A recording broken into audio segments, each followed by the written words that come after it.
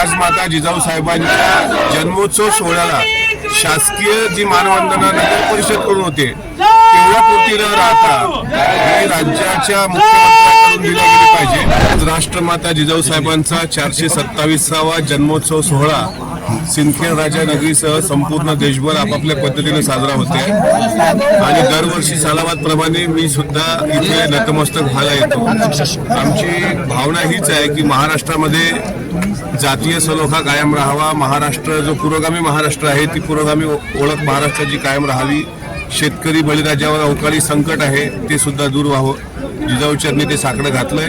सोबतच आमची मागणी पण अशी आहे की तीर्थक्षेत्र सिंदखेड राजा विकास आराखडा त्याचा अजून कुठलाही टप्पा इथं दिसत नाही पार होताना, एक जर महाद्वार सोडलं तर।